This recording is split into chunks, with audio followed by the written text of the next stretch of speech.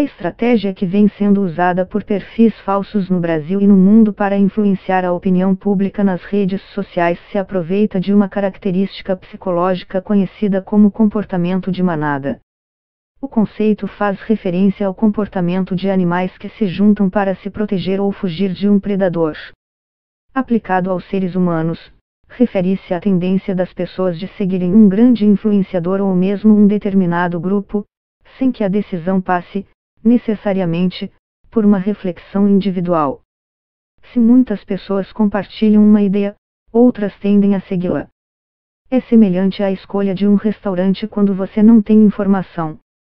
Você vê que um está vazio e que outro tem 3 casais. Escolhe qual? O que tem gente.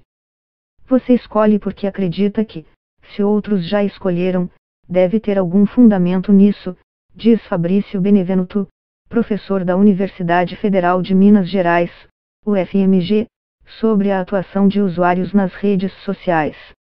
Ele estuda desinformação nas redes e testou sua teoria com um experimento, controlou quais comentários apareciam em um vídeo do YouTube e monitorou a reação de diferentes pessoas.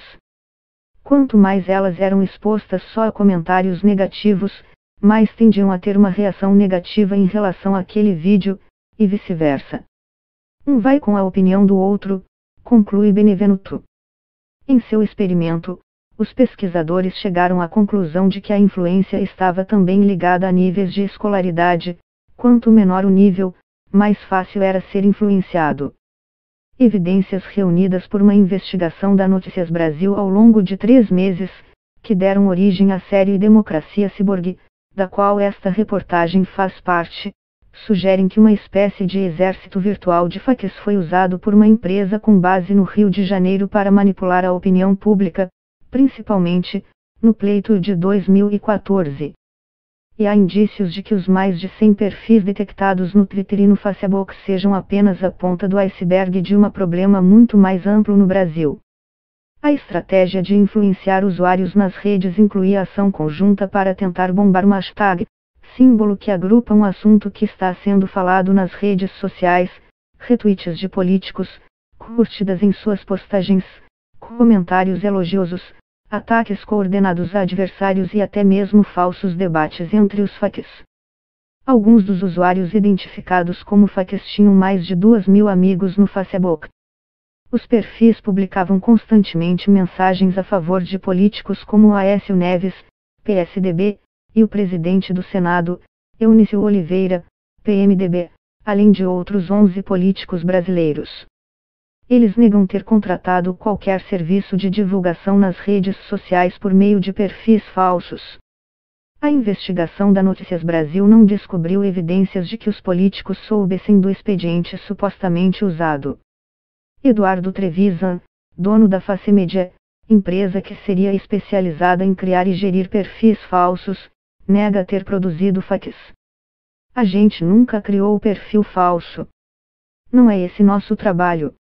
Nós fazemos monitoramento e rastreamento de redes sociais, disse a Notícias Brasil.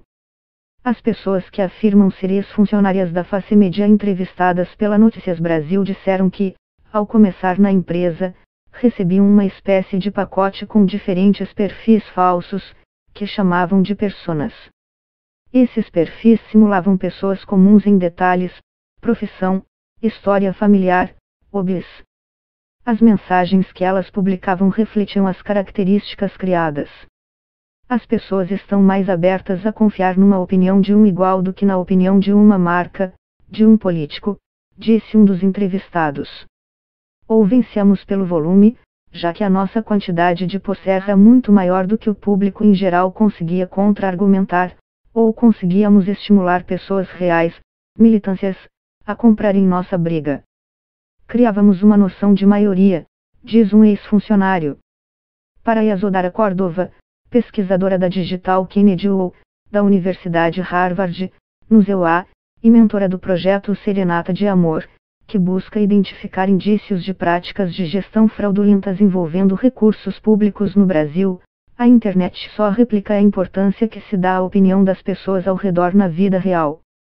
Se 3 amigos seus falam que um carro de uma determinada marca não é bom, Aquilo entra na sua cabeça como um conhecimento, diz ela.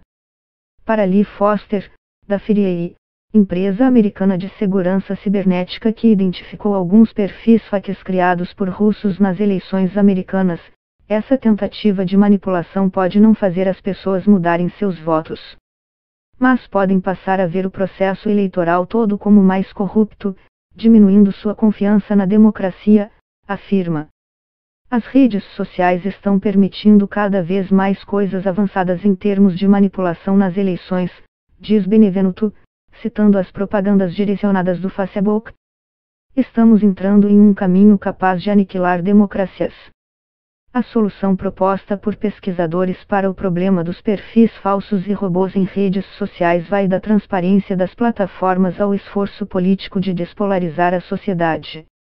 Cordova diz que não se deve pensar em derrubar todos os robôs que não são necessariamente maliciosos, são mecanismos que automatizam determinadas tarefas e podem ser usadas para o bem e para o mal nas redes sociais. É impossível proibi-los. A saída democrática é ter transparência para outros eleitores, afirma. Se robôs políticos existem e estão voluntariamente cedendo seus perfis para reproduzir conteúdo de um político, eles devem estar marcados como tal, como, por exemplo, pertencente ao exército do candidato X.